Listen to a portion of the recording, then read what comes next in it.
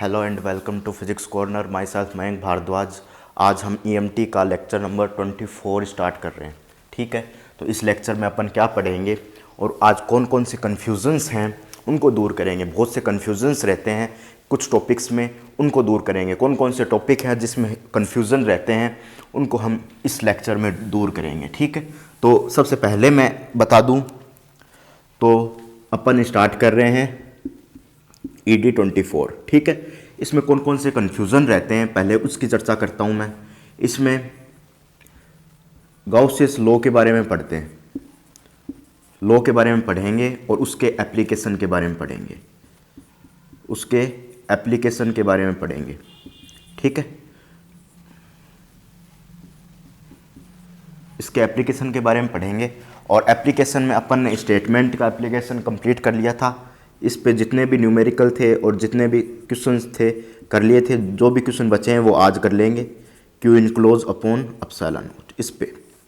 ठीक है, इसके बाद में जो कन्फ्यूज़न वाला पार्ट रहता है उस पर चर्चा करेंगे। इसके बाद में जो कन्फ्यूज़न वाला पार्ट रहता है इंटीग्रल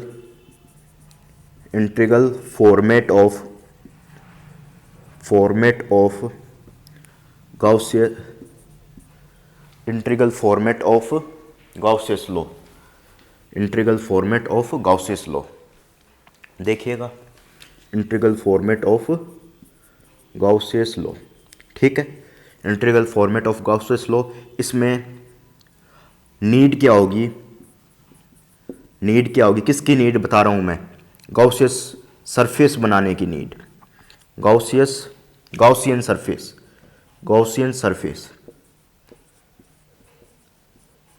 गाउसियन सरफेस बनाने की क्या नीड होगी, उस नीड के बारे में हम चर्चा करेंगे। ठीक है, इसके बाद में किसकी चर्चा करेंगे? डिफरेंशियल फॉर्मेट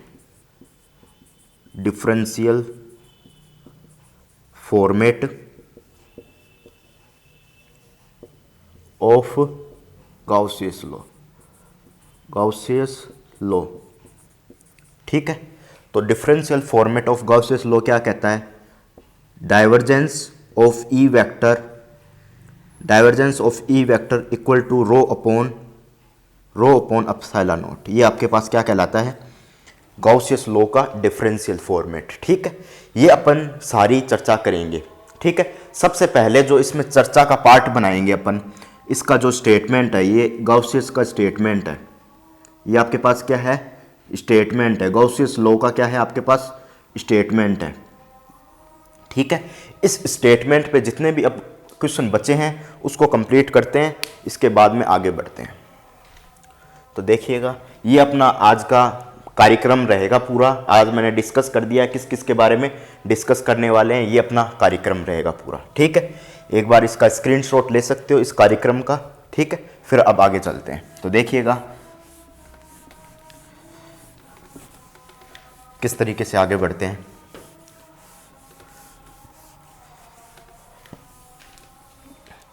तो पहला जो क्वेश्चन है स्टेटमेंट पे, जो स्टेटमेंट क्या कहलाता है? ठीक है, तीनों फॉर्मेट में लिख देता हूं। पहले आपके पास स्टेटमेंट का क्या फॉर्मेट कहलाता है? स्टेटमेंट का गाउसियस लॉ का क्या फॉर्मेट कहलाता है? Flux equal to q enclosed upon epsilon not. ये आपका स्टेटमेंट का। ठीक है, नेक्स्ट अपन है इंटीग्रल फॉर्मेट की बात करें। इंटीग्रल फॉर्मेट की बात करें तो आपके पास इंटीग्रल फॉर्मेट, ठीक है, इसकी बात करें तो ये गाउसियस लॉ का ये होता है स्टेटमेंट।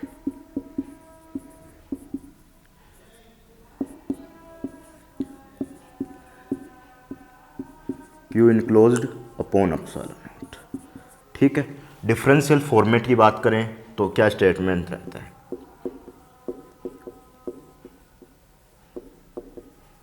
डिफरेंशियल फॉर्मेट की बात करें तो आपके पास क्या रहेगा?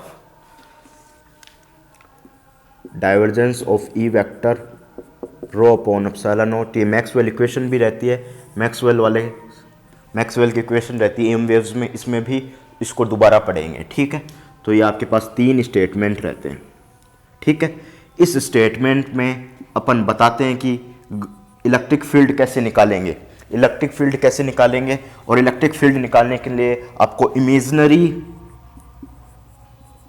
इमेजिनरी गाउसियन सरफेस बनानी होती है। इमेजिनरी गाउसियन सरफेस बनानी होती है। उसका हम किस तरीके से बनाएंगे और किस तरीके से हम इलेक्ट्रिक फील्ड फाइंड करेंगे, ठीक है, किस तरीके से इलेक्ट्रिक फील्ड फाइंड करेंगे, एक बार वीडियो को आगे बढ़ाकर देख लीजिएगा, 2 की स्पीड से वीडियो को बढ़ा के आगे देख लीजिएगा, ये अपन बात कर रहे होंगे, ठीक है। तो अब आगे चलते हैं। सबसे पहले स्टेटमेंट पे जितने क्वेश्चन रहे हैं उसको कंप्लीट करने का प्रयास करते हैं। तो देखिएगा,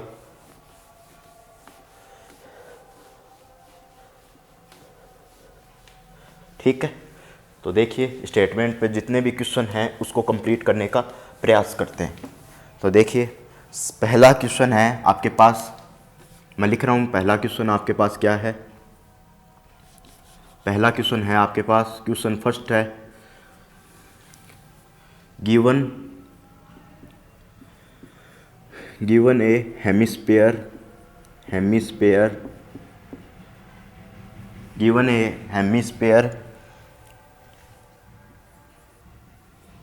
which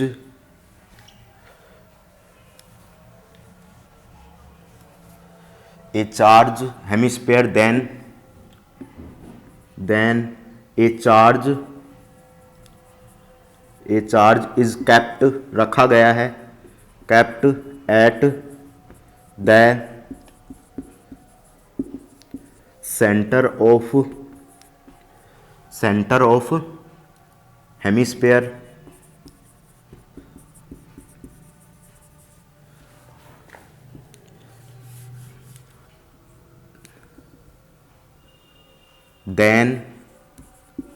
then चार्ज, इसको लिख दीजिए प्लस क्यू, ठीक है। Then electric field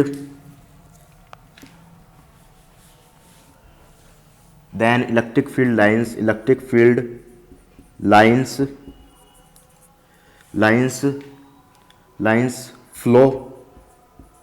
flows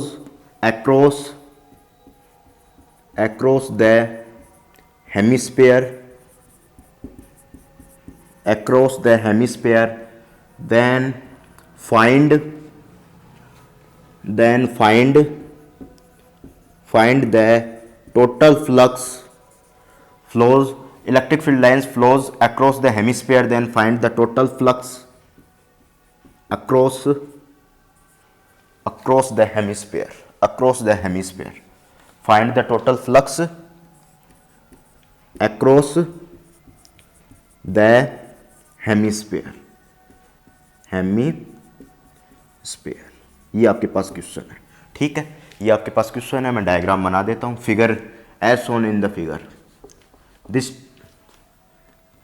this type of situation, this type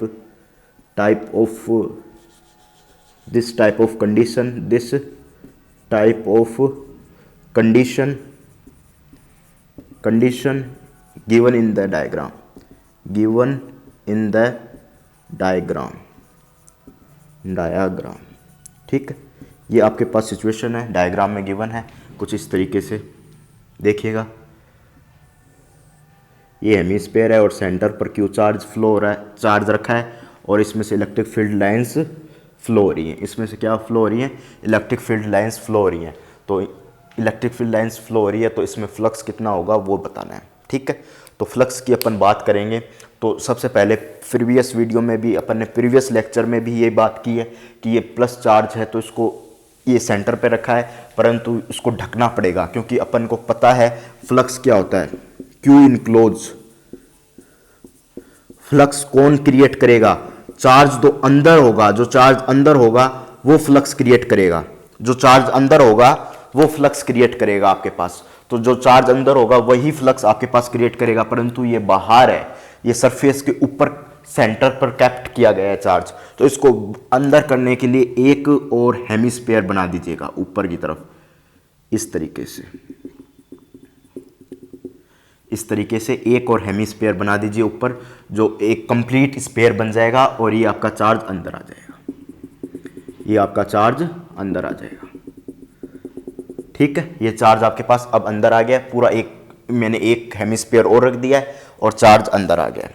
और इसमें से फ्लक्स पास आउट होगा, इसमें से electric field lines pass out होंगी, तो आपके पास फ्लक्स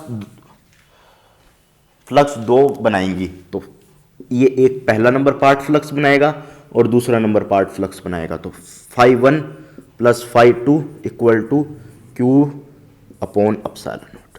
ठीक है, परंतु ये पार्ट सिमेट्रिक है तो इनका फ्लक्स भी आपके पास क्या होगा, सिमेट्रिक होगा। तो φ1 बराबर φ2 इक्वल टू फाई, तो आपके पास 2φ हो जाएगा। 2φ equal to Q upon epsilon not. तो आपके पास फाई क्या आ जाएगा, देखिएगा, Q अपॉन 2 एप्सिलॉन नॉट। ये आपके पास फ्लक्स आ जाएगा। ठीक है, ये आपके पास आंसर आ गया। नेक्स्ट चलते हैं अपन, इतना नोट कीजिएगा, फिर अपन नेक्स्ट चर्चा करते हैं। फटाफट इतना नोट कीजिए, फिर अपन नेक्स्ट चर्चा करते हैं। फटाफट नोट कीजिएगा, फिर अपन नेक्स्ट चर्चा करते हैं। तो देखिएगा नेक्स्ट क्वेश्चन, फटाफट नोट कीजिए, फिर नेक्स्ट क्वेश्चन पे चर्चा करते हैं। फटाफट नोट कीजिए, फिर नेक्स्ट क्वेश्चन पे चर्चा करते हैं। देखिएगा, अब नेक्स्ट क्वेश्चन पे चर्चा करते हैं।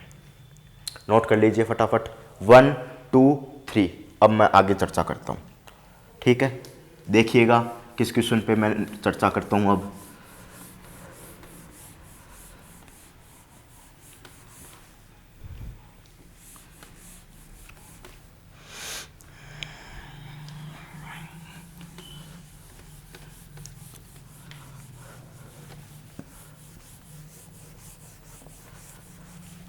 ठीक है, देखिए भाई नेक्स्ट क्वेश्चन क्या कहलाता है आपका।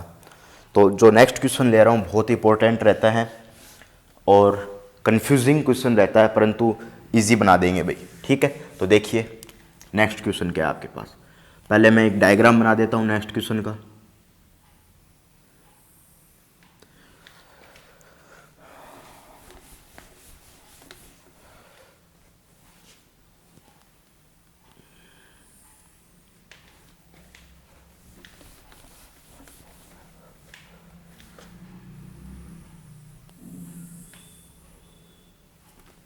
ठीक है, ये आपके पास डायग्राम हो गया।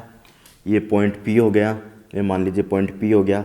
ये Q चार्ज हो गया और इसके अंदर ही माइनस Q चार्ज हो गया। बाहर की तरफ चार्ज Q हो गया। तो given in the diagram, given in the diagram, क्या गिवन है डायग्राम। ठीक है, क्या गिवन है, पहली बात आपका गिवन है एट पॉइंट P V, अपन सब ने क्या किया, वी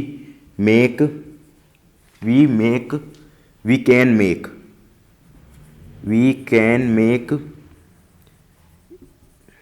एट पॉइंट P, यहाँ पर P पर खड़े होकर अपन ने एक मेक की Gaussian, imaginary Gaussian surface, imaginary Gaussian surface,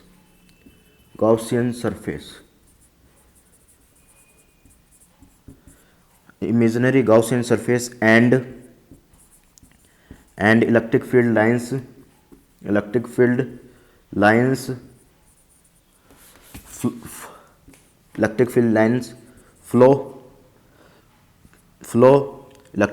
flow across this type of surface,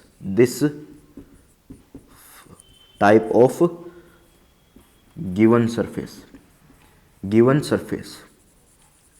then find,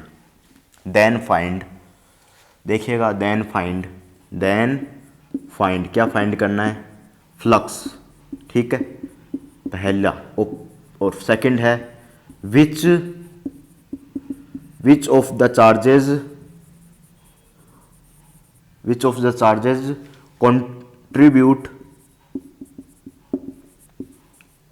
contribute of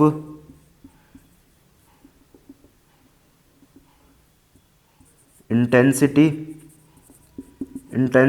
of field, यानी electric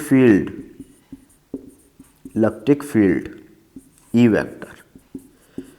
which of the charges contribute कौन कौन से करेंगे, intensity of electric field, intensity electric field की intensity में electric field की intensity में कौन कौन से चार्जेस कंट्रीब्यूट करेंगे, of intensity of electric field, which of the charges contribute of intensity of electric field. ठीक है, कौन से चार्जेस आपके पास कंट्रीब्यूट करेंगे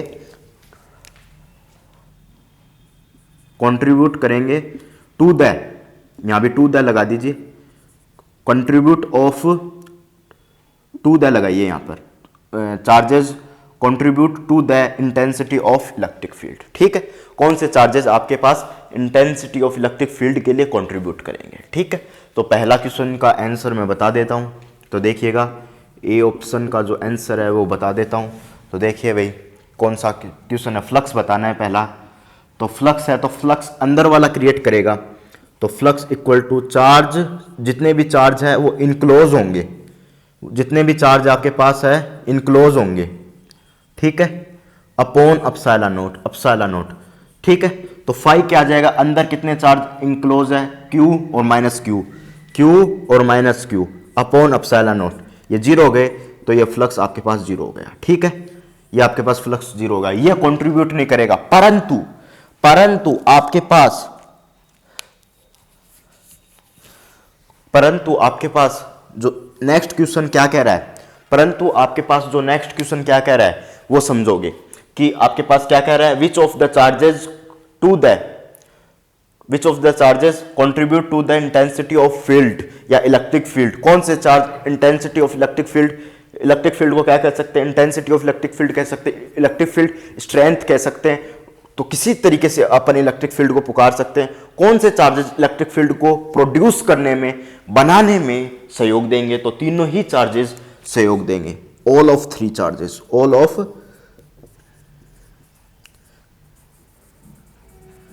फ्लक्स को बनाने वाले इनक्लोज होंगे, फ्लक्स को बनाने वाले चार्जेस इनक्लोज होंगे, परंतु आपके पास फील्ड लाइंस को बनाने वाले चार्जेस सभी होंगे, सारे चार्जेस आपके पास होंगे, फील्ड लाइंस को बनाने वाले सारे चार्जेस होंगे। नोट कीजिए फटाफट, यह बात ध्यान में रखने योग्य है, इसलिए मैंने इस बात को बताया कि इलेक्ट्रिक फील्ड लाइंस, अब क्वेश्चन आ जाए इलेक्ट्रिक फील्ड लाइंस को कंट्रीब्यूट कौन कौन से चार्जेस करेंगे, बहुत से चार्जेस दे दिया जाए तो आप वो कंसेप्ट लगा दो फ्लक्स वाला, तो फ्लक्स वाला कॉन्सेप्ट और आपके पास इलेक्ट्रिक फील्ड वाला कॉन्सेप्ट बिल्कुल डिफरेंट है। ठीक है, अब आगे चलिए देखा, ठीक है, अब आगे चलिए, नोट कर लीजिए फटाफट इतना। ठीक है, फटाफट नोट कर लीजिएगा,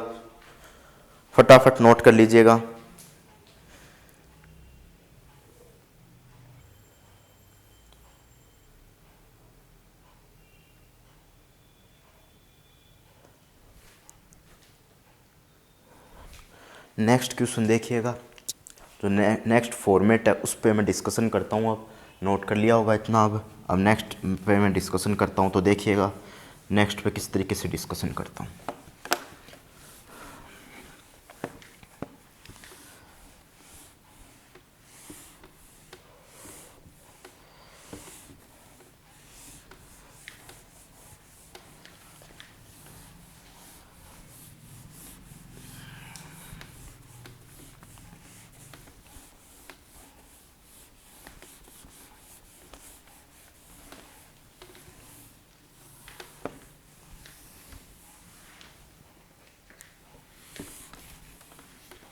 देखिएगा आपके पास डिफरेंशियल फॉर्मेट पे चर्चा करता हूँ, फिर आपके पास आगे चर्चा करेंगे। ठीक है,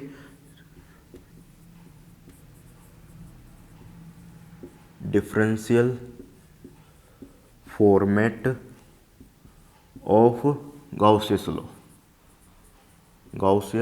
लॉ। ठीक है, डिफरेंशियल फॉर्मेट पे चर्चा करता हूँ, तो देखिएगा डिफरेंशियल फॉर्मेट पे कैसे चर्चा करता हूँ। तो डिफरेंशियल फॉर्मेट क्या होगी, सबसे पहले ये होगी डिफरेंशियल फॉर्मेट। ठीक है, ये आपके पास क्या होगी, डिफरेंशियल फॉर्मेट होगी, divergence of E vector rho upon epsilon not, where rho equal to volume charge density ठीक है। तो क्वेश्चन क्या क्या पूछ सकता है इसमें, सबसे पहले मैं चर्चा करता हूँ।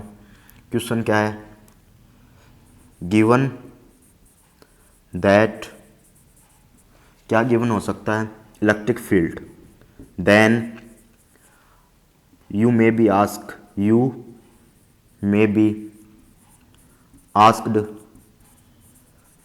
मे बी आस्क्ड क्या पूछ सकता है, सबसे पहला volume charge density, volume charge density,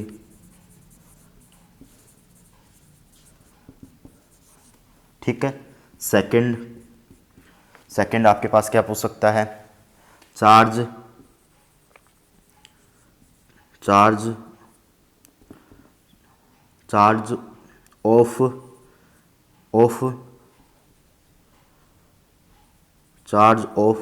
charge having, ये लिखिए charge having this type of volume charge density, ठीक है। दो चीजें इसमें पूछ सकता है, volume charge density, charge having this type of volume charge density. Charge having, charge आपके पास होगा और हैविंग क्या दे रखा होगा कि आपके पास यही चार्ज डेंसिटी के अगेंस्ट, ये आपके पास चार्ज डेंसिटी है, वॉल्यूम चार्ज डेंसिटी है, इसके अगेंस्ट आपको चार्ज पूछ लिया जाए, ठीक है, और आपको वॉल्यूम चार्ज डेंसिटी यहां से पूछ लिया जाए, ठीक है। इसके संदर्भ में, इसके कंसेप्ट में आपको डाइवर्जेंस के सारे फॉर्मूले याद होने चाहिए, डाइवर्जेंस के सारे फॉर्मूले याद होने चाहिए। डाइवर्जेंस के सारे फॉर्मूले आपको लिखवाए हुए हैं, और डाइवर्जेंस के जो भी स्पेरिकल कोऑर्डिनेट सिस्टम में डाइवर्जेंस के सारे फॉर्मूले, आपके पास सिलेंड्रिकल कोऑर्डिनेट सिस्टम में डाइवर्जेंस के सारे फॉर्मूले, तो आपको सारे फॉर्मूले याद होने चाहिए जब आप कर पाओगे, इजी वे में आप कर पाओगे, फॉर्मूले को आप याद करोगे, याद होंगे जब भी कर पाओगे, ठीक है। अब मैं आगे चर्चा करूं, ये है ही। और तीसरा टॉपिक, आपको कोई भी शेप दे दे, थर्ड इसमें पूछ सकता है, कोई भी आपको शेप दे दे, कोई भी शेप दे दे, जैसे आपको मैं शेप बता देता हूं, 3 तरह की शेप बता देता हूं, स्पेरिकल कोई भी शेप दे दे, ठीक है, सिलेंड्रिकल कोई भी शेप दे दे, सिलेंड्रिकली शेप दे दे, प्लेनर शेप दे दे, ठीक है। 3 शेप आप यूज ले सकते हो, 3 शेप आपको दे सकता है। ये शेप देने के बाद क्या पूछ सकता है आपको, स्पेरिकल शेप दे दे, सिलेंड्रिकल शेप दे दे, प्लेनर शेप दे दे, कैसी भी शेप दे दे, आपको पूछ सकता है। शेप देने के बाद शेप की कोई भी रेडियस होगी, मान लीजिए आपको दे दिया स्पेयर है, is charge Q charge is kept at this type of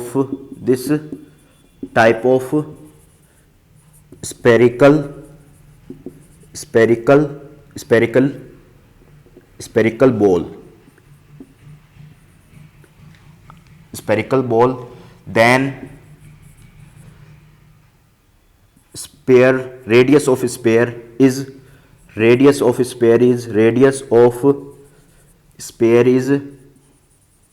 sphere is r, then find out plus q charge having this type of charge density, volume charge density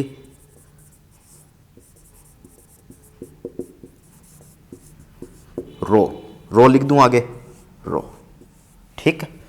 तो आपको क्या क्या दे सकता है वो देखोगे कि आपको इलेक्ट्रिक फील्ड दे देगा, कोई भी आपके पास इलेक्ट्रिक फील्ड दे देगा, और वॉल्यूम चार्ज डेंसिटी पूछ लेगा, कोई भी उसके अगेंस्ट चार्ज पूछ लेगा, या फिर आपको कोई भी शेप दे देगा, स्पेरिकल, सिलेंड्रिकल, प्लेनर, ठीक है, उसके against plus charge q is kept at this type of spherical ball, and then radius r लिखिएगा ना, r radius of sphere is r, ठीक है, आर रेडियस है, ठीक है। Then find out the plus Q charge having this type of charge density. ठीक है,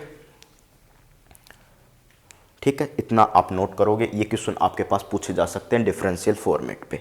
अब आगे चलते हैं, नेक्स्ट अपन चर्चा करते हैं। सबसे पहले इलेक्ट्रिक फील्ड क्या गिवन होगा, एक क्वेश्चन ले लेते हैं, और उसके अगेंस्ट वॉल्यूम चार्ज डेंसिटी क्या गिवन होगी, उसके अगेंस्ट चार्ज कैसे निकालेंगे, उसके अगेंस्ट हम चार्ज कैसे निकालेंगे। कोई भी शेप दे दी आपको, ठीक है, स्फेरिकल कोई भी शेप दे सकता है, सिलेंड्रिकल, प्लेनर दे सकता है, कोई भी लाइन चार्ज दे सकता है, प्लेन हो गया ना एक तरीके से, कोई शीट दे सकता है, कोई प्लेनर सरफेस दे सकता है या शीट दे सकता है, सिलेंड्रिकल में कोई सिलेंडर दे सकता है, स्फेरिकल में हेमिस्फेयर दे सकता है, ऑक्टेंट शेप दे सकता है, या फिर स्पेयर, कंप्लीट स्पेयर दे सकता है। ठीक है, और चार्ज डेंसिटी, रो चार्ज डेंसिटी आपके पास रख सकता है। ठीक है, तो देखिएगा, अगर चार्ज डेंसिटी स्फेरिकल शेप दे रखा है तो अलग अलग भी कर सकता है चार्ज डेंसिटी अलग अलग नहीं कर सकता। क्यों नहीं कर सकता, क्योंकि जो डिफरेंशियल फॉर्मेट है, divergence E vector rho upon epsilon not, यहाँ पर आपके पास क्या लेनी पड़ेगी, वॉल्यूम चार्ज डेंसिटी ही यूज लेनी पड़ेगी। ठीक है, अब नेक्स्ट चलते हैं।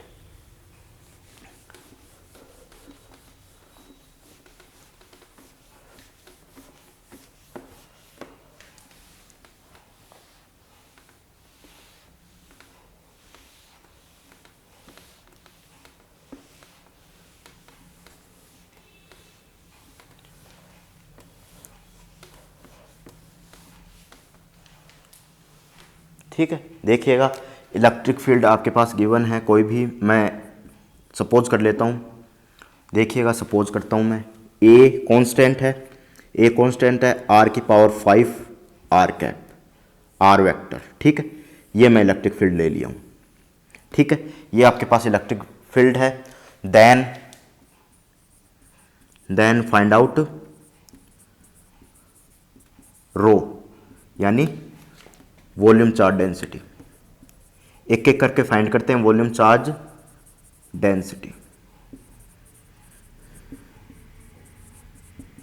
ठीक है, तो देखिएगा वॉल्यूम चार्ज डेंसिटी किस तरीके से फाइंड करता हूं मैं, एक एक करके मैं बता दूंगा, लिख दूंगा एक एक करके क्या क्या क्वेश्चन बनते हैं इस पे। तो देखिएगा, आपके पास रो क्या दे रखा है, वॉल्यूम चार्ज डेंसिटी दे रखी है, तो किस तरीके से निकालोगे, डाइवर्जेंस ऑफ ए आर की पावर 5, ठीक है, आर की पावर 5 आर वेक्टर। ठीक है, ये गिवन है, और रो अपॉन एप्सिलॉन नॉट। ठीक है, अब मैं आपके पास एक फॉर्मूला लिखाया था, divergence of r n r की पावर वेक्टर, तो n+3 आर की पावर n, ये मैंने फॉर्मूला लिखाया था। ठीक है, और इनका डॉट प्रोडक्ट होता है डाइवर्जेंस का, और ये डाइवर्जेंस का और कोई भी वेक्टर फील्ड का, तो आपके पास स्केलर फंक्शन आएगा। ठीक है, ये मैंने फॉर्मूला लिखाया था, बेसिकली यही फॉर्मूला था। ठीक है, अब आपके पास ये फॉर्मूला है, तो इसका यूज कैसे लोगे, मैं थोड़ा बड़ा लिख देता हूँ फॉर्मूला, आपको समझ में आ जाए। ठीक है, तो बेसिकली इसका फॉर्मूले का यूज कैसे लोगे, आर वेक्टर ए आर की पावर 5 आर वेक्टर, और आपके पास क्या आ जाएगा, फॉर्मूला लिखना था ना, तो देखिएगा, डाइवर्जेंस ऑफ आर की power n r vector n+3 r की पावर n+3 आर की पावर n, ये आपके पास फॉर्मूला था। अब इसमें आपके पास क्या है, ए को बाहर ले लीजिए, आर की पावर 5 आर वेक्टर, तो ये आपके पास क्या हो जाएगा, 5, n की वैल्यू क्या है, 5 है ना, n की वैल्यू क्या है, 5, तो 5+3 आर की पावर 5, तो आपके पास क्या आ जाएगा, 8 आर की पावर 5, ये आपका क्या हो जाएगा, 8 आर की पावर 5 मल्टीप्लाई में ए है, तो यहाँ पर मल्टीप्लाई में ए आ जाएगा। ठीक है, ये आपके पास आ जाएगा, तो मैं इसकी जगह ये पुटअप कर रहा हूँ, इसकी जगह ये पुटअप कर रहा हूँ, इक्वेशन 1 व 2 से, from equation 1-2, from equation first and second. ठीक है, तो क्या आ जाएगा आपके पास, ए 8 आर की पावर 5 और रो अपॉन एप्सिलॉन नॉट, तो आपके पास क्या वैल्यू आ जाएगी, ए एप्सिलॉन नॉट 8 आर की पावर 5, और ये आपके पास रो की वैल्यू आ जाएगी। ठीक है, ये आपके पास रो की वैल्यू आ जाएगी।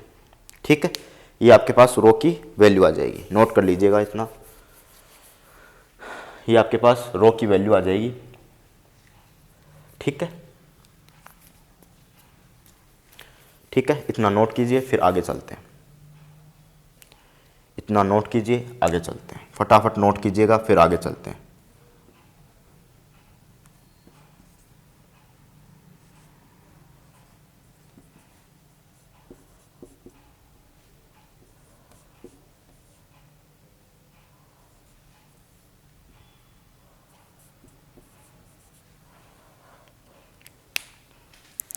फटाफट नोट कीजिए फिर आगे चलते हैं। फटाफट नोट कीजिएगा फिर आगे चलते हैं।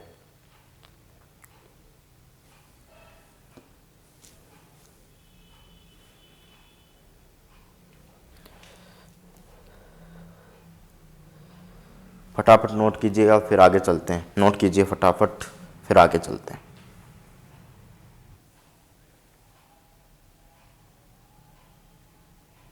ठीक है, फटाफट नोट कर लीजिए और फिर आगे चलते हैं। फिर आगे चलते हैं। नोट कर लीजिएगा फटाफट फिर आगे चलते हैं। ठीक है, अब आगे चलते हैं। देखिएगा, फटाफट नोट कर लीजिए फिर आगे चलते हैं। देखिएगा, ये आपके पास क्या आ गया, चार्ज डेंसिटी आ गई। रो क्या आ गई आपके पास, चार्ज डेंसिटी आ गई। अब आपको क्या निकालना है, दूसरा पॉइंट है आपके पास यहाँ पर, इसके अगेंस्ट चार्ज निकालना है, इसी चार्ज डेंसिटी के विथ रिस्पेक्ट टू हैविंग रो। ठीक है, मैं कंप्लीट नहीं लिखा हूँ, पहले मैं कंप्लीट लिख चुका हूँ। अब इसके अगेंस्ट अपन को क्या निकालना है, चार्ज निकालना है। तो देखिएगा चार्ज किस तरीके से निकालते हैं, ये तो समझ में आ गया। ठीक है, दोबारा से समझा देता हूँ। डाइवर्जेंस लोगे तो r की पावर n r वेक्टर ये लगा दोगे, 5 + 3 8 हो जाएंगे। इसकी वैल्यू इस जगह रख दीजिए, अपसाइला इस जगह भेज दीजिए, और चार्ज डेंसिटी को कहीं अपन ऊपर लिख देते हैं।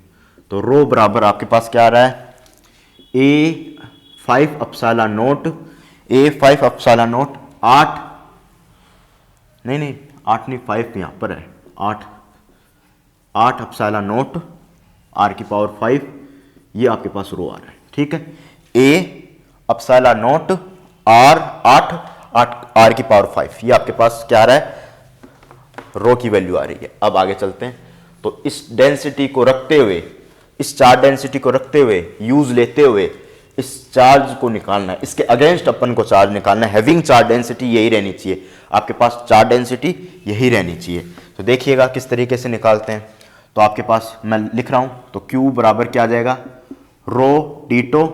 ठीक है, रो की वैल्यू लिख दीजिए, क्या है, A अपसाइलन नोट बाहर, 5 भी बाहर, 5 ने 8 है ना, तो आपके पास Q equal to 8, Q equal to क्या आ जाएगा, 8 अपसाइलन नोट बाहर आपके पास आ जाएगा, 8 अपसाइलन नोट बाहर आ जाएगा। Q equal to 8 epsilon not A बाहर, और आपके पास R की पावर 5 और डीटो। और डीटो की कौन सा यूज लेंगे, अपन ने पढ़ा है स्पेरिकल कोऑर्डिनेट सिस्टम में, वो वाला लेंगे। तो ये वॉल्यूम 0 से R, 0 से बड़े वाला R, रेडियस R ले रहा हूँ।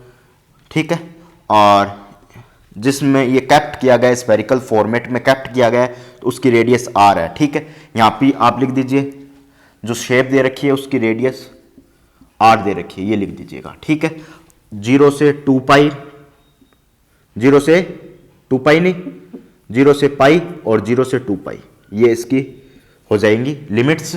स्पेरिकल कोऑर्डिनेट सिस्टम की वीडियो जाके देखें, ईडी लेक्चर 6 और 7 में मैंने इसको एक्सप्लेन किया है, तो वो जाके देखें, जब आपको समझ में आएंगी। ठीक है, अब मैं इसमें बात कर रहा हूँ, तो देखिएगा किस तरीके से बात करता हूँ। तो आपके पास R की power 5, R square sine theta d theta, sine theta d r d theta d phi, तीनों के अगेंस्ट चीजें चेंज हो रही हैं, तो ये तीनों लिख दिया हूं मैं। अब Q लिखता हूं, तो 8 अपसाइला नोट A, 0 से R की पावर कितनी हो गई, 7 हो गई ना, 7 हो गई, R की पावर 7, तो R की पावर 7 और dr, 0 से pi sine theta d theta, और 0 से 2 पाई क्या हो जाएगी आपके पास, 0 से 2 पाई डी फाई। ठीक है, अब मैं सोल्व करके चलता हूं, तो Q चार्ज आपके पास क्या आ जाएगा, देखिएगा Q चार्ज क्या आ जाएगा आपके पास, 8 अपसाइला नोट A ये आ जाएगी आर की पावर 8/8, ठीक है। और साइन थीटा की 2 और डी फाई की अगर सोल्व करेंगे तो 2 पाई, ठीक है। अब आगे चलते हैं, इसको नोट कर लीजिएगा, फिर आगे मैं यहाँ पर बता रहा हूँ। तो देखिएगा, तो ऊपर देखिए 8 से 8 कैंसिल हो गया आपके पास, तो क्या बचा, Q equal to 4 pi epsilon not a, 4 pi epsilon not a r की पावर 8। ये आपके पास चार्ज आ जाएगा, ये चार्ज का कॉन्फ़िगरेशन आ जाएगा, ये चार्ज का सिस्टम आ जाएगा, ये चार्ज का अपने डिजायर्ड चार्ज ये आपके पास आ जाएगा, ठीक है। अब नेक्स्ट चर्चा करते हैं, देखिएगा ये आपके पास डिजायर चार्ज आ जाएगा, ठीक है। डिजायर चार्ज आपके पास आ जाएगा, ठीक है। डिजायर चार्ज आपके पास ये आ चुका है, तो देखिएगा आगे चर्चा करते हैं, ठीक है। ये आपके पास क्या आ गया, डिजायर चार्ज आ गया। अब आगे चर्चा करते हैं, नोट कीजिए पहले इतना, फिर अपन आगे चर्चा करते हैं।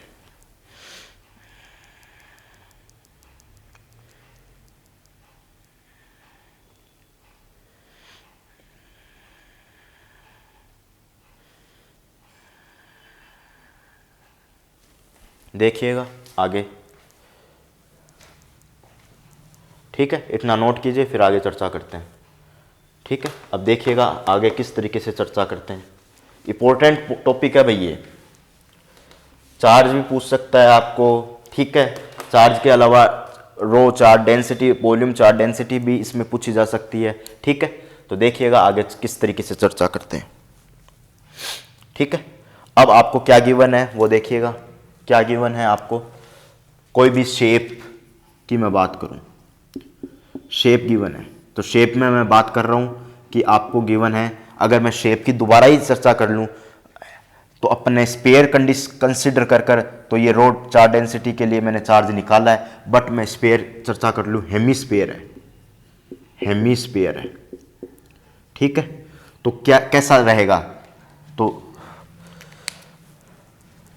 मैं लिख देता हूं, कंप्लीट क्वेश्चन लिख देता हूं, देखिएगा। Hemisphere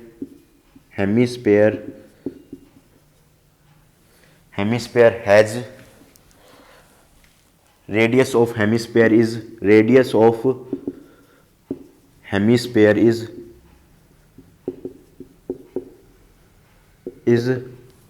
r, then associated charge is plus q,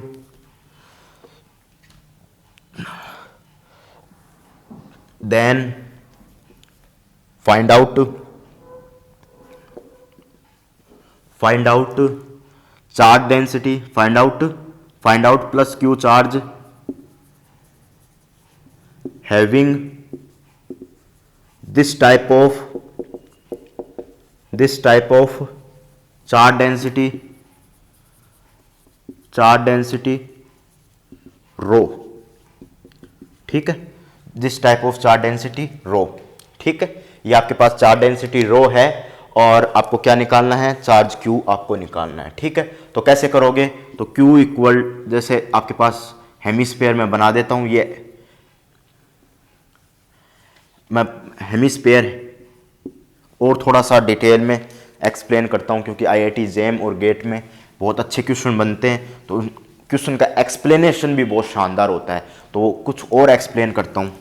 तो hemisphere is kept XY plane in the given Cartesian coordinate system, ठीक है। ये आपके पास क्वेश्चन हो गया, ठीक है। मैं बना देता हूं, ये आपके पास हेमीस्फीयर हो गया, ठीक है। इसके अगेंस्ट आपको x, ये y, ये आपका x और ये आपके पास y, ये z। तो आपको क्या निकालना है, चार्ज डेंसिटी चार्ज डेंसिटी नहीं, चार्ज क्यू निकालना है। Plus Q charge having associate charge plus find the plus Q charge having this type of charge density, और आर रेडियस है, और आपको कैप्ट एक्स वाई प्लेन में किया गया है, कार्टेशियन कोऑर्डिनेट सिस्टम में जिसमें एक्स वाई प्लेन में प्लेस किया गया है, और चार्ज डेंसिटी निकालनी है। तो देखिएगा, नोट कर लीजिए, फिर आगे चलते हैं।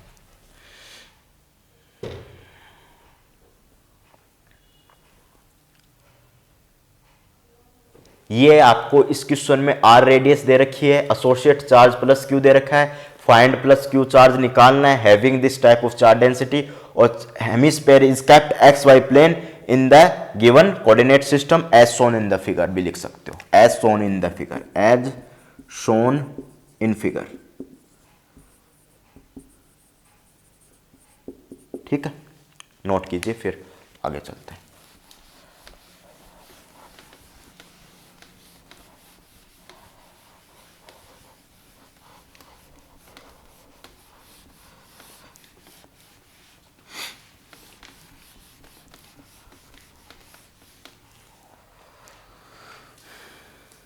देखिएगा, ये आपके पास Q चार्ज है, रोड चार्ज डेंसिटी है, तो ये ले लीजिए, ये R की टर्म, R का लिमिट, ये थीटा की लिमिट, ये फाई की लिमिट। ठीक है, और ये चार्ज डेंसिटी क्या होगी, ए अपसाइलन नोट 8 R की power 5 sine theta d theta sine theta d theta d phi.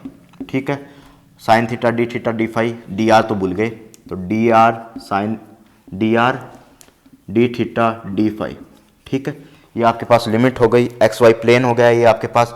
तो किस तरीके से करोगे, तो फाई की वैल्यू क्या होगी, ये आपके पास फाई कैसे होगा, ये फाई कंप्लीट होगा। ठीक है, इसको कंप्लीट मैं बनाऊंगा जब भी आपकी ये शेप कवर होगी, तो फाई की वैल्यू तो आपके पास क्या होगी 2 पाई।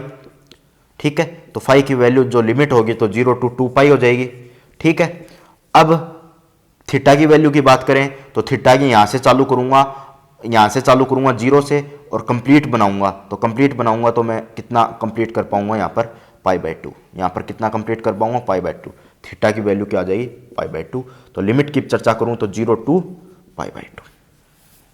ठीक है, तो अगर मैं लिमिट की चर्चा करूं आर की, तो आपके पास 0 से आर हो जाएगी। थीटा की लिमिट की चर्चा करूं तो 0 से π/2 हो जाएगी, और फाई की चर्चा करूं 0 से 2 पाई हो जाएगी। नोट करिए, फिर आगे चलते हैं। ठीक है, नोट कीजिएगा, फिर अपन आगे चलते हैं।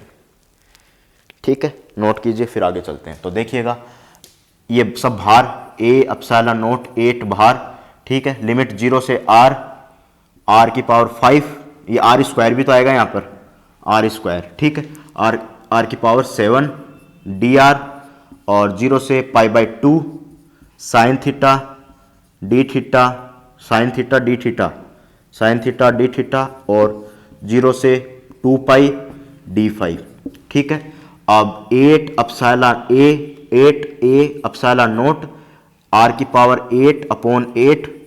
ठीक है, साइन थीटा का माइनस कोस थीटा, इंटीग्रल करोगे तो 0 से π/2, और इसकी वैल्यू 2 पाई। ठीक है, इसकी मैं लिमिट 2 नहीं लिखाऊं क्योंकि π/2 है लिमिट। अगर मैं 0 से, आपके पास लिमिट क्या होगी, 0 से अगर आपके पास क्या होगी 2 पाई लिमिट होगी, जब पाई लिमिट होगी, जब मैं इसके अगेंस्ट में 2 लिखूंगा। ठीक है, इसके अगेंस्ट में 2 लिखूंगा, परंतु अब 2 नहीं लिख रहा मैं। ठीक है, देखिएगा अब आगे किस तरीके से सोल्व करता हूं। तो ये आपके पास क्या आ जाएगा, 8 से 8 cancel, a epsilon not r 8 की पावर आर की पावर 8, और कोस थीटा की अपर लिमिट लगाओगे तो 0, लोअर लिमिट लगाओगे तो पहले फॉर्मूले का माइनस, फिर ये माइनस 2 पाई, तो ये 1 बन गया। आपके पास क्या आया, Q equal to 2 pi a epsilon not 2 pi पहले आ गया, और ए एप्सिलॉन नोट आर की पावर 8, ये आपके पास चार्ज आ गया। ठीक है, ये आपके पास क्या आ गया, चार्ज आ गया।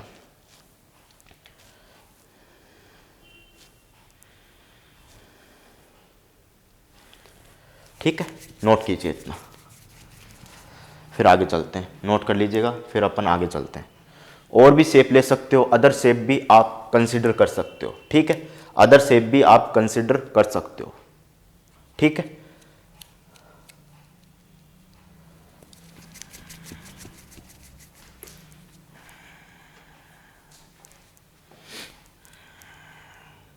एक क्वेश्चन दूंगा मैं इसके बाद में, वो देखिएगा, नोट कीजिए पहले, फिर एक क्वेश्चन देता हूं आप लोगों को, ठीक है। एक क्वेश्चन देता हूं, नोट कीजिए पहले।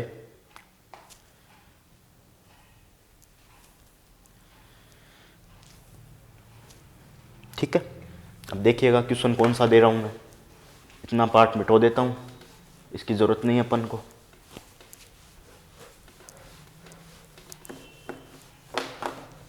ठीक है, क्वेश्चन क्या है वो देखिएगा। आपके पास ऑक्टेंट पार्ट है,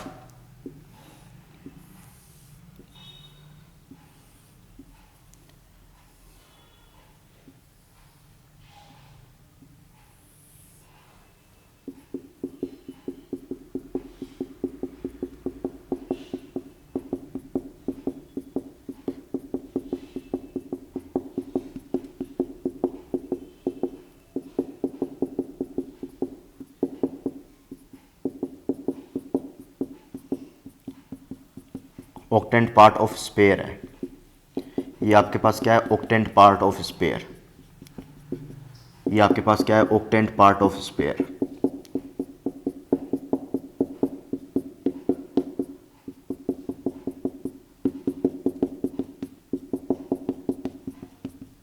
ठीक है, ये आपके पास क्या है, ऑक्टेंट पार्ट ऑफ स्पेयर। ठीक है, ऑक्टेंट पार्ट ऑफ स्पेयर है। रो इसकी चार्ज डेंसिटी है, वॉल्यूम चार्ज डेंसिटी गिवन है, वॉल्यूम चार्ज डेंसिटी गिवन है।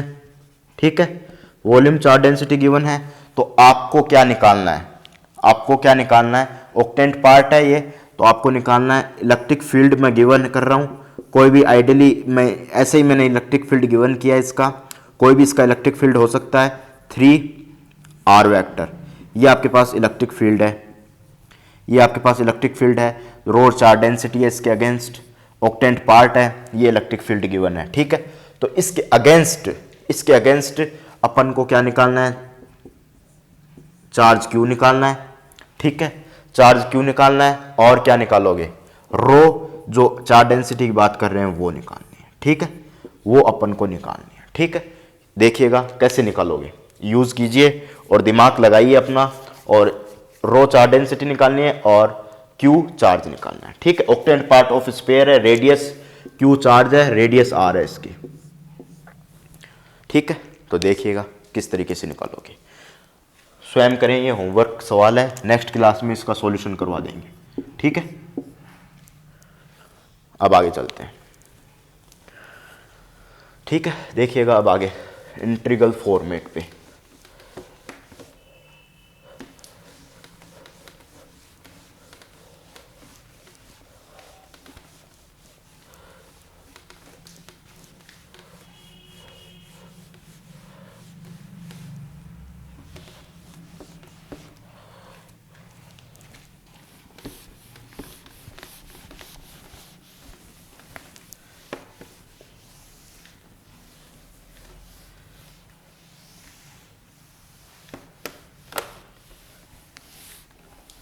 ठीक है, इंटीग्रल फॉर्मेट में चलते हैं। अब नेक्स्ट है आपके पास इंटीग्रल फॉर्मेट, इंटीग्रल फॉर्मेट। ठीक है, तो इंटीग्रल फॉर्मेट क्या है आपके पास, गॉसियस लॉ का ये। ठीक है, ई डॉट डी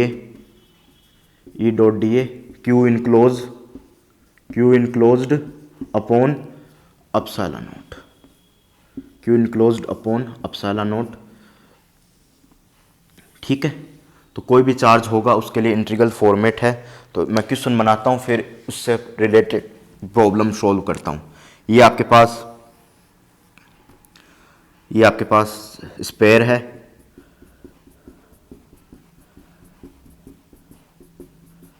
ये आपके पास स्पेयर है, ये आपके पास होलो स्पेयर है। ठीक है, होलो स्पेयर है, क्यू चार्ज है, रेडियस आर है, इलेक्ट्रिक फील्ड निकालना है एट पॉइंट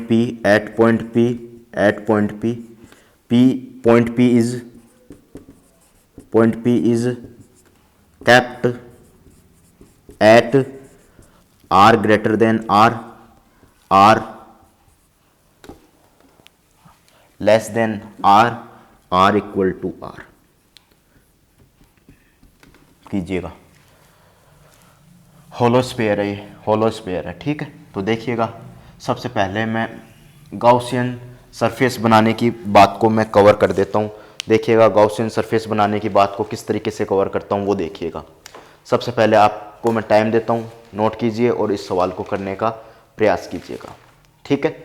इस सवाल को करने का प्रयास कीजिएगा, ठीक है। फटाफट कीजिएगा इस सवाल को करने का प्रयास, फिर मैं आगे आपको बताता हूँ। नोट कीजिए पहले और कीजिएगा, ठीक है।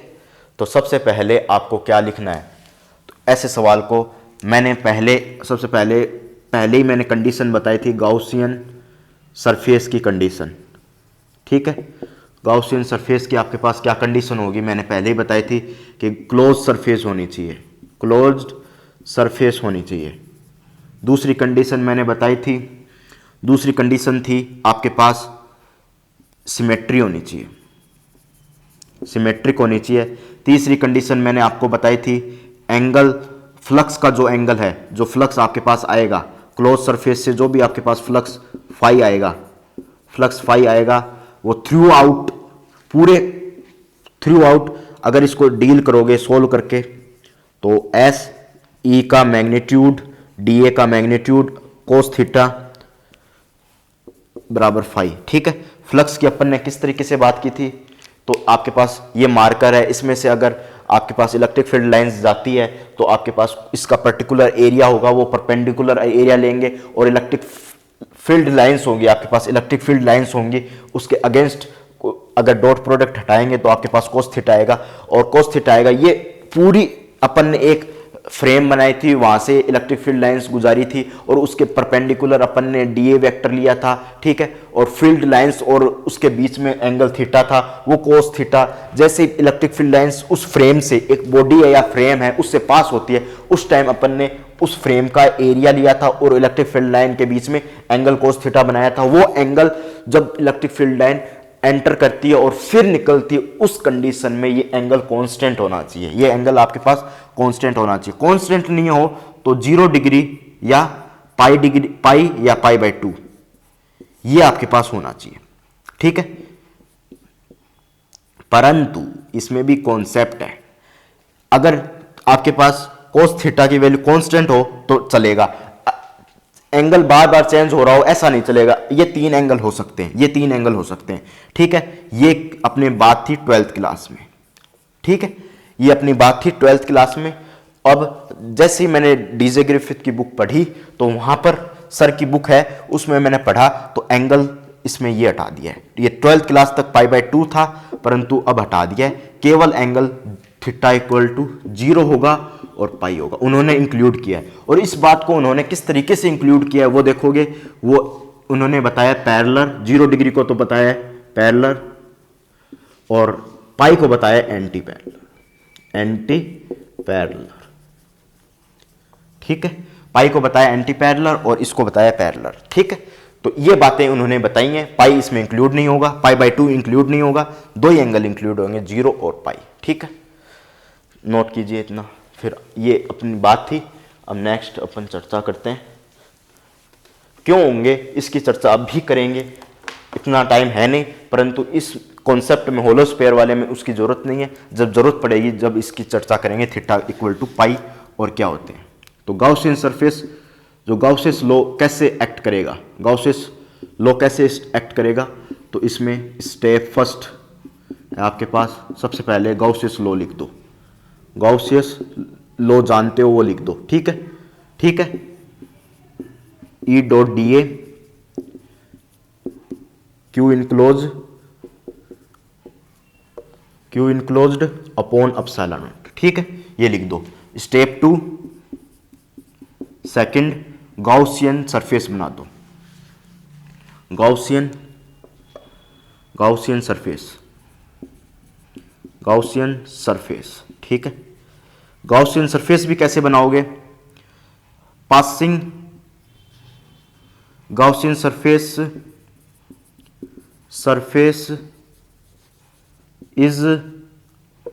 इज कोएक्सियल कोअक्सियल या कोसेंट्रिक, कोसेंट्रिक या कोअक्सियल, कोअक्सियल या concentric, concentric,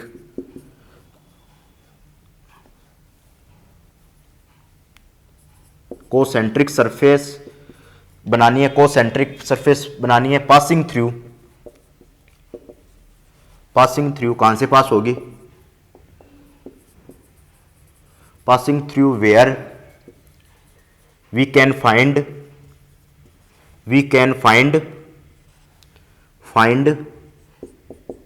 electric field, electric field, ठीक है, we can find electric field whose point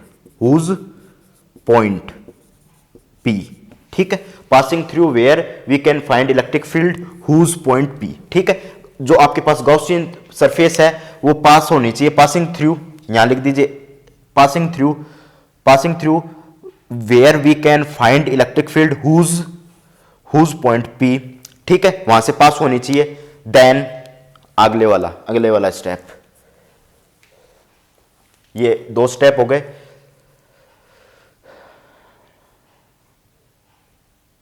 ठीक है, ये आपके पास 2 स्टेप हो गए, ठीक है। नेक्स्ट स्टेप में बात करते हैं, ठीक है, नेक्स्ट आपका थर्ड स्टेप क्या कहलाता है, यहां लिख रहा हूं थर्ड स्टेप है आपके पास electric field lines E vector should be uniform throughout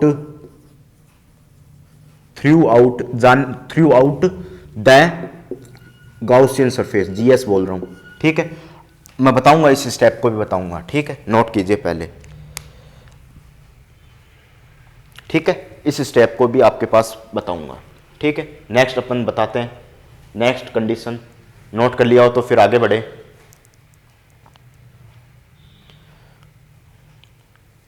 अब देखिएगा आगे, अगला स्टेप देखिएगा, through out the, next step देखिएगा,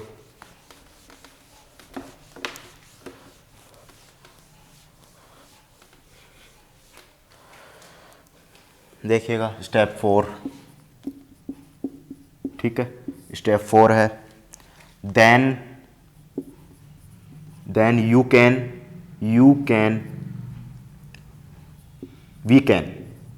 we can remove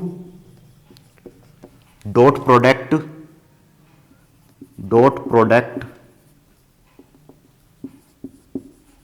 between E vector dot D vector and angle between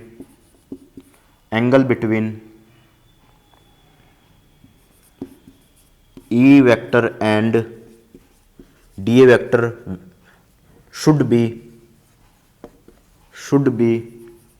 theta equal to 0 degree pi and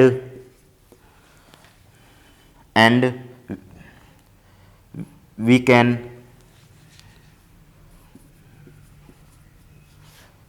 ठीक है, then theta equal to 0 degree equal to क्या हो जाएगा, parallel to the surface, अगर theta equal to pi हो जाएगा तो आपके पास क्या हो जाएगा, anti parallel to the surface, ठीक है, इतना नोट कीजिए, फिर आगे चर्चा करते हैं। ये आपके पास स्टेप 4 हो गए, इतना नोट कीजिए, फिर मैं शाई भर लेता हूं पेन में, ठीक है।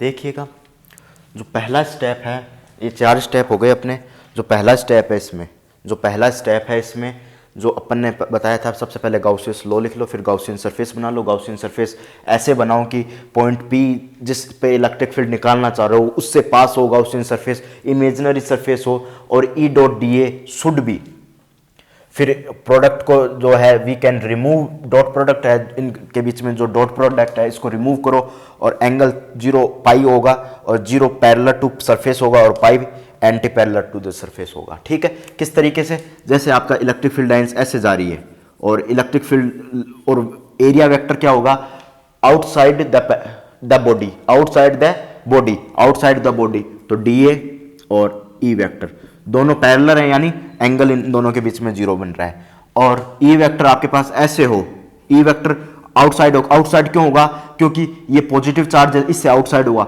अगर नेगेटिव चार्ज है तो इसके अंदर होगा, तो इलेक्ट्रिक फील्ड की जो है डायरेक्शन चेंज हो जाएगी, उस कंडीशन में anti parallel to the surface होगा, उस कंडीशन में अपन क्या बोलेंगे, थीटा इक्वल टू पाई होगा। ठीक है, और electric field line should be uniform through out the Gaussian surface, यहां से गाउसियन सरफेस से निकलने के बाद इलेक्ट्रिक फील्ड लाइंस यूनिफॉर्म होती हैं, ऐसा नहीं होता बीच में कम ज्यादा होगी, एकदम यूनिफॉर्म होती है। ठीक है, इस एकदम यूनिफॉर्म होती है इस तरीके से। अब स्टेप नंबर 5, ये अपन ने सारे स्टेप समझ लिए, अब स्टेप 5 की चर्चा करते हैं। तो देखिएगा स्टेप 5 की किस तरीके से चर्चा करते हैं। ठीक है, देखिए स्टेप 5 की किस तरीके से चर्चा करते हैं।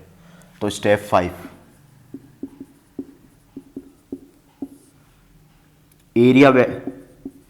एरिया एलिमेंट की जगह क्या यूज लेना है, एरिया एलिमेंट की जगह क्या यूज लेना है। स्टेप 5 बता रहा हूं मैं सोल्व करने का इसको। एरिया एलिमेंट की जगह क्या यूज लेना है, एरिया एलिमेंट की जगह क्या यूज लेना है, एरिया एलिमेंट की जगह आपको यूज लेना है गाउसियन सरफेस का एरिया यूज लेना है, गाउसियन सरफेस का मैं हिंदी में लिखता हूं, का एरिया यूज लेना है। ठीक है, गाउसियन सरफेस का एरिया यूज लेना है। क्यू इनक्लोज की जगह क्या यूज लेना है, क्यू इनक्लोज क्या होता है, enclosed charge with in close surface, with in close surface, तो इसकी जगह क्या यूज लेना है, इनक्लोज चार्ज की जगह। तो देखिएगा इनक्लोज की जगह क्या यूज लेना है आपको,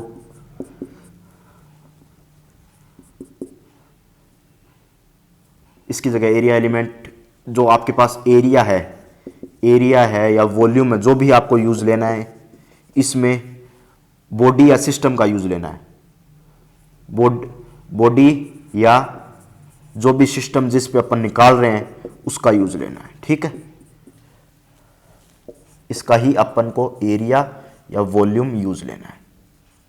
ठीक है, वॉल्यूम अपन को यूज लेना है। ठीक है, कैसे, अगर क्यू इनक्लोज है तो चार्ज कोई बॉडी के अंदर ही इनक्लोज होगा, उसी का एरिया या वॉल्यूम यूज लोगे। कोई भी बॉडी है उसके अंदर ही तो चार्ज इनक्लोज होगा, वही आपको लेना है एरिया इनक्लोज। ठीक है, एरिया उसी का यूज लेना है, जो बॉडी होगी उसके अंदर चार्ज इनक्लोज होगा, उसी का अपन को एरिया या वॉल्यूम लेना है। क्यों लेना है, क्योंकि चार्ज इनक्लोज कहां है, सरफेस, क्लोज सरफेस के अंदर इनक्लोज है, उस बॉडी के अंदर इनक्लोज है, उस सिस्टम के अंदर इनक्लोज है, तो वही एरिया या वॉल्यूम यूज लेना है। स्टेप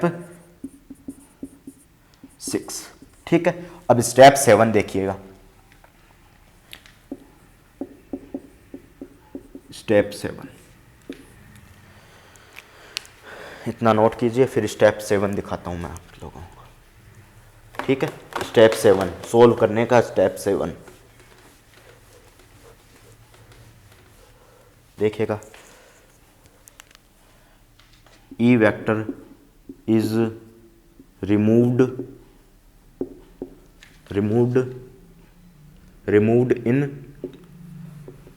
या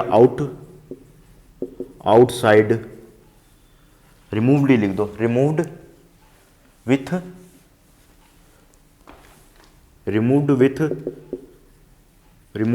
E vector is removed with integral sign के बाहर रिमूव कर दो। ठीक है, then we can write with के साथ, जो विथ इंटीग्रल साइन है आपके पास, जो भी इंटीग्रल साइन है उससे बाहर इलेक्ट्रिक फील्ड को लिख दो। वी कैन राइट, उसके बाद में क्या करो, we can write electric field का magnitude, we can write electric field in format of electric field, ठीक है। Then step 7, step 8 solution, solve या कैलकुलेशन, सोल्व ऑल थिंग्स या कैलकुलेशन, ठीक है। ये आपके पास स्टेप 8 हो गए, ठीक है। इतना नोट कीजिए। अब इंटीग्रल साइन से जैसे ही हटाओगे तो आपको, जैसे मैंने इंटीग्रल साइन से हटा दिया तो मैग्नीट्यूड में लिख दिया, तो आपके पास क्या हो जाएगा, डी ए वेक्टर में तो है नहीं, तो आपके पास मैग्नीट्यूड वेक्टर हो जाएगा। कोस थीटा जो भी आप एंगल लिखना चाहो वो लिख दीजिएगा, और Q enclosed upon epsilon not, ठीक है। और एंगल की मैं बात करूं तो आपके पास एंगल कितना हो जाएगा, पाई रख सकते हो, 0 डिग्री रख सकते हो, ठीक है। वेयर नोट कर लीजिए। स्टेप 8 हो जाएंगे इसके। ई डॉट डी है, इसको अलग रख दिया, डॉट मैग्नीट्यूड में रख दिया, और कोस थीटा और एंगल आप पाई रख सकते हो, पाई यानी एंटी पैरेलल, और 0 डिग्री पैरेलल, ठीक है। अब इस क्वेश्चन को कर देते हैं, फिर क्लास को समाप्त करते हैं। होलो स्फीयर वाला क्वेश्चन कर देते हैं, देखिएगा।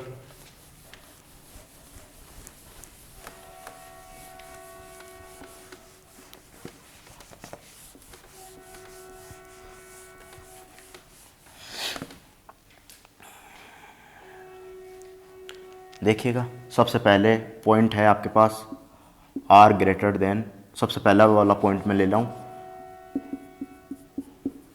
ठीक है। ये वाला पॉइंट ले रहा हूँ, तो ये आपके पास स्पेयर है, ये आपके पास पॉजिटिव चार्ज है,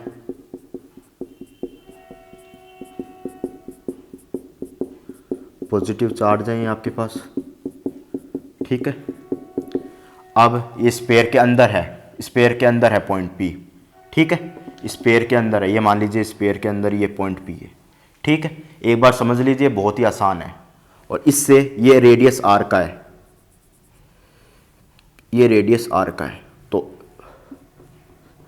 तो इसको, ये रेडियस r है, ये रेडियस स्मॉल रेडियस r है, तो मैं गाउसियन सरफेस कैसे बनाऊंगा, इस पॉइंट को कवर करते हुए गाउसियन सरफेस बनाऊंगा, ठीक है। इस पॉइंट को कवर करते हुए गाउसियन सरफेस ड्रॉ करूंगा, ठीक है। इस पॉइंट को कवर करते हुए गाउसियन सरफेस ड्रॉ करूंगा, ऐसा मैंने लिखा है एकदम सिस्टम में, ठीक है। और सबसे पहले ड्रॉ कर दिया, ये अंदर आ गया और ये r बाहर आ गया, ये आपके पास क्या आ गया, गाउसियन सरफेस। ये आपके पास क्या आ गया, गाउसियन सरफेस। ये आपके पास क्या आ गया, इमेजिनरी सरफेस, गाउसियन सरफेस। अब मैं लिखूं, सबसे पहले फॉर्मूला लिख देता हूं, E dot d A Q enclosed upon epsilon not.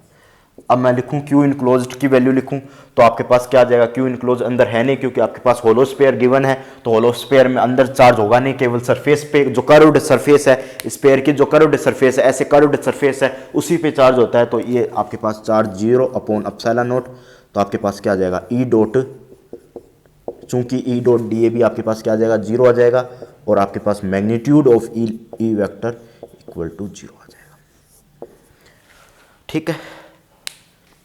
Note कीजिए, फिर नेक्स्ट करते हैं, इतना नोट कीजिए, फिर नेक्स्ट अपन करते हैं, ठीक है। नोट कर लीजिएगा।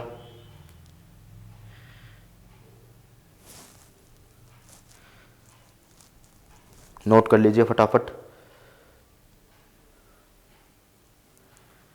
अब आगे चलते हैं, देखिएगा, नोट कर लिया हो तो अब आगे चलते हैं।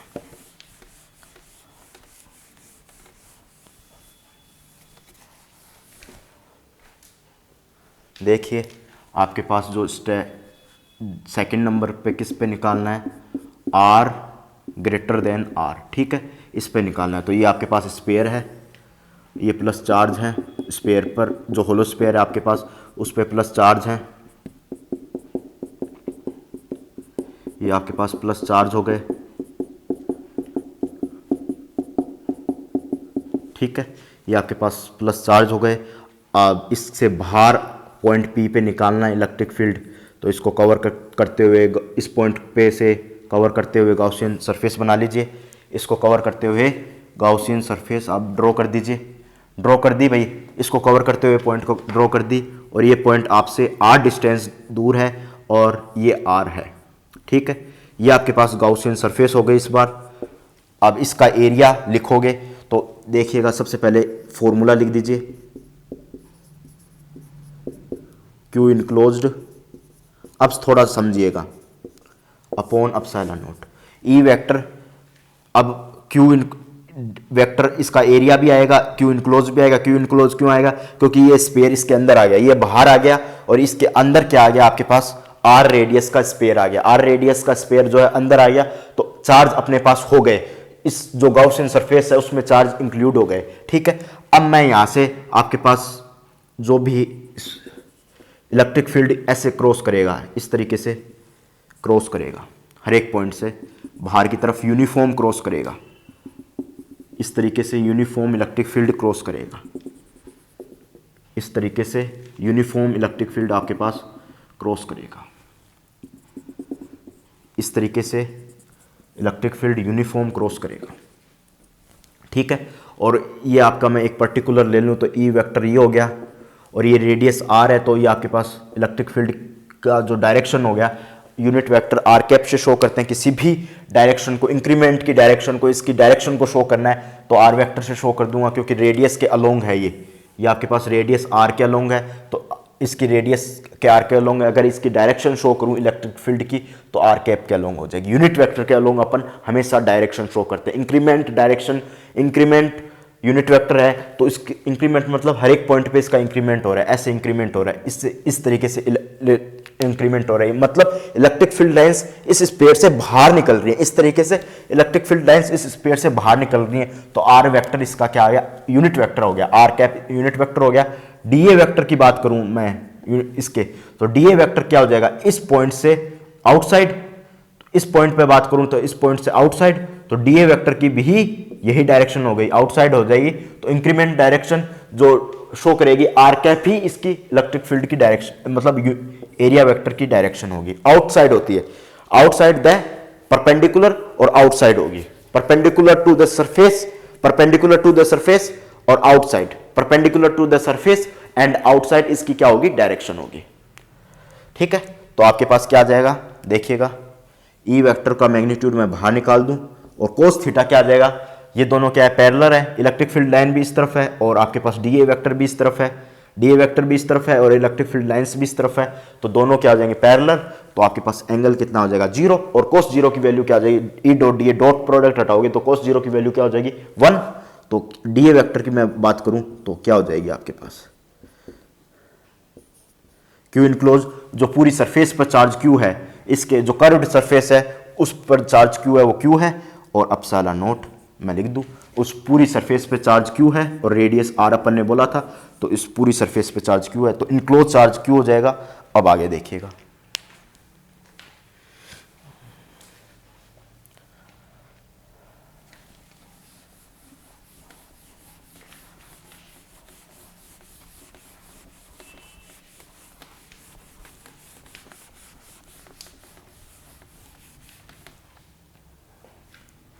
देखिएगा इसका एरिया, तो एरिया क्या हो जाएगा, गॉसियन सरफेस का एरिया मैंने बताया था, इस तरफ क्या लोगे, गॉसियन सरफेस का एरिया, या फिर इस तरफ गॉसियन सरफेस का एरिया लोगे, और इस तरफ जो एरिया या वॉल्यूम लोगे किसका लोगे, बॉडी का, जो मैनुअल बॉडी है उसका लोगे, जो इमेजिनरी गॉसियन सरफेस है उस तरफ उसका एरिया इस तरफ लोगे, और बॉडी और सिस्टम का एरिया इस तरफ लोगे, ठीक है। तो देखिएगा, ई वेक्टर डी वेक्टर को क्या लिख दूं मैं, 4 पाई आर स्क्वायर, क्योंकि गॉसियन सरफेस का एरिया लिखना है तो इसकी रेडियस क्या हो गई आर, और इसका एरिया हो गया 4 pi R square, Q enclosed upon epsilon not, ठीक है। ई वेक्टर का मैग्नीट्यूड क्या आ गया आपके पास, Q upon 4 pi R square epsilon not, और मैं वेक्टर फॉर्मेट में लिखूं तो इलेक्ट्रिक फील्ड की डायरेक्शन क्या है, आर कैप के अलोंग है, तो q upon 4 pi epsilon r vector, ये आर वेक्टर, ये आपके पास इलेक्ट्रिक फील्ड हो गया।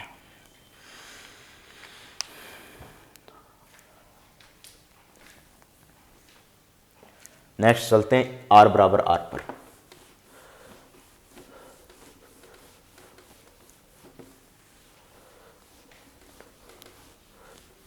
नेक्स्ट देखिएगा R बराबर R पर।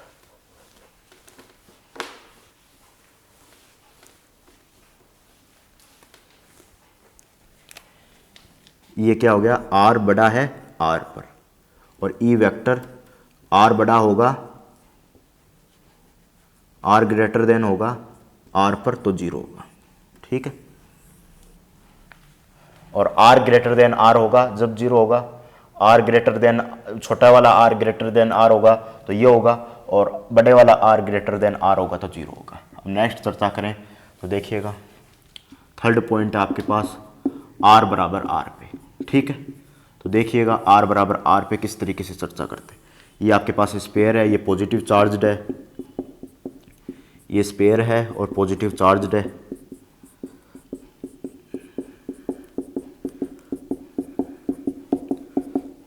ठीक है, और इसकी अगर मैं इस पर गॉसियन सरफेस बनाऊं, इसी पे पॉइंट P है, तो गॉसियन सरफेस बनाऊं तो थोड़ा सा सारे चार्ज को कवर करना है मुझे। सारे चार्ज को कवर करने के लिए मुझे गॉसियन सरफेस कैसे बनानी पड़ेगी, R प्लस अपसाइला पर। Epsilon goes to 0, epsilon goes to कम है, अपसाइला की वैल्यू कम है, परंतु R प्लस अपसाइला यानी R अपसाइला को इंक्लूड कर लूं या फिर किसी अदर कांस्टेंट को इंक्लूड कर लूं, उससे थोड़ी सी बड़ी बनाऊं, R से थोड़ी सी बड़ी, मतलब बहुत ही कम गहरे को कवर कर लूं। क्यों करूं, क्योंकि सारे चार्ज कवर हो जाए। अगर सरफेस पे हुआ तो कम चार्ज कवर हुए तो दिक्कत आ जाएगी। तो ऐसा ले लूं R प्लस R की वैल्यू ग्रेटर 0 की तरफ जा रही है तो ऑलमोस्ट इसका R होगा, परंतु R प्लस अपसाइला अपन इसमें यूज लेते हैं। ठीक है, तो देखिएगा E dot d a formula लिख देता हूं, Q इनक्लोज्ड अपॉन अपसाइला नोट, तो E वेक्टर डॉट प्रोडक्ट हटाया, ऐसे ही आपके पास इस तरफ भी E वेक्टर की डायरेक्शन R कैप के अलोंग होगी और DA वेक्टर की डायरेक्शन भी आपके पास R वेक्टर के अलोंग होगी। ठीक है, तो 0 डिग्री होगा, cos 0 की वैल्यू 0, और 4 पाई R स्क्वायर, रेडियस क्या लिए अपन ने R, जिस पे अपन ने गॉसियन सरफेस बनाई है, और पॉइंट किस पे है, पॉइंट किस पे है, R पॉइंट पर है, R बराबर R है, तो 4 पाई R स्क्वायर जिस पे गॉसियन सरफेस बनाई है वही है 4 पाई R स्क्वायर जिसका एरिया है, और Q इनक्लोज इस पे चार्ज, सारा चार्ज सरफेस के कवर्ड सरफेस पर है, Q अपॉन अपसाइला नोट। ठीक है, तो E वेक्टर क्या आ जाएगा आपके पास, Q अपॉन 4 पाई R स्क्वायर अपसाइला नोट, और ठीक है ये इलेक्ट्रिक फील्ड आ जाएगा। और इसके मैग्नीट्यूड की बात करूं तो मैग्नीट्यूड की इधर बात कर लेता हूं, तो E वेक्टर क्या आ जाएगा, 12th क्लास में पढ़ चुके हो ये सारी चीज़ें, तो Q अपॉन 4 पाई अपसाइला नोट R स्क्वायर, और इलेक्ट्रिक फील्ड की direction increment direction of unit vector, यानी डायरेक्शन कौन शो करता है, यूनिट वेक्टर शो करता है, तो यहाँ पर R कैप है। ठीक है, इसके ग्राफ में भी देख लीजिए, E और R के बीच में ग्राफ भी चेक कर लीजिएगा। अब मैं तीनों बातें लिख दूं, E vector equal to R बराबर R पे ये वैल्यू 0 हो गई। ठीक है, ठीक है, अब मैं मिटो रहा हूं, नोट कर लीजिए फटाफट। अब मैं मिटोता हूं,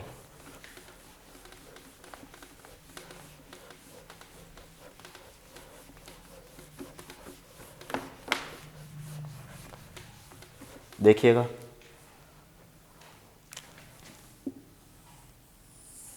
ये R है, R मैग्नीट्यूड में ले लीजिए या वेक्टर में, मैग्नीट्यूड में ले लीजिए, और ये E वेक्टर। ठीक है, तो E वेक्टर की वैल्यू क्या है आपके पास, 1 अपॉन 4 पाई अपसाइला नोट R स्क्वायर Q, ये आपके पास है मैग्नीट्यूड में, तो ये आपके पास क्या हो जाएगी, R बराबर R, और R आपके पास R लेस देन R और R ग्रेटर देन R। ठीक है, तो ये लेस देन, ये आपके पास R ग्रेटर देन हो गया, ये R बड़े वाला जो बॉडी का या होलो स्फीयर का R है वो बड़ा हो गया, इस तरफ गॉसियन सरफेस का जो R है बड़ा हो गया। ठीक है, कुछ इस तरीके से इस पोजीशन में इलेक्ट्रिक फील्ड क्या हो जाएगा, R ग्रेटर देन R, इस पोजीशन में इलेक्ट्रिक फील्ड 0, इस पोजीशन में इलेक्ट्रिक फील्ड क्या हो जाएगा, किसके बराबर हो जाएगा, E वेक्टर जो कि ये है इसके बराबर हो जाएगा। ठीक है, फिर इसके बाद में R बढ़ता जाएगा, R ये R बढ़ता जाएगा, और जिससे आपके पास इलेक्ट्रिक फील्ड घटता जाएगा। तो ई किससे घटेगा, 1/r स्क्वायर से। ये आपके पास क्या हो जाएगा, ग्राफ हो जाएगा। ठीक है, यहाँ पर ई वेक्टर क्या होगा, 1/4πε0 r स्क्वायर r कैप। ठीक है, नोट कीजिएगा, फटाफट नोट कीजिएगा।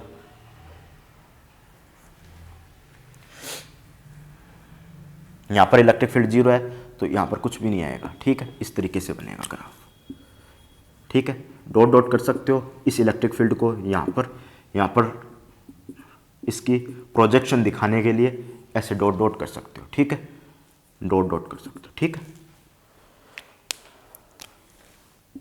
अब नेक्स्ट क्लास में और शेप के बारे में डिस्कस करेंगे और एंगल थीटा इक्वल टू पाई क्यों लिया और 0 क्यों लिया, इसके बारे में भी, एंटी पैरेलल और पैरेलल दो ही कंडीशन क्यों ली, π/2 वाली कंडीशन क्यों नहीं ली, इसके बारे में अगर अगली वीडियो में अगले लेक्चर में डिस्कशन करेंगे। अब लेक्चर को यहीं समाप्त करते हैं। ऐसे ही चैनल को लाइक करते रहिए, शेयर करते रहिए और चैनल को सब्सक्राइब करते रहिए। Thank you.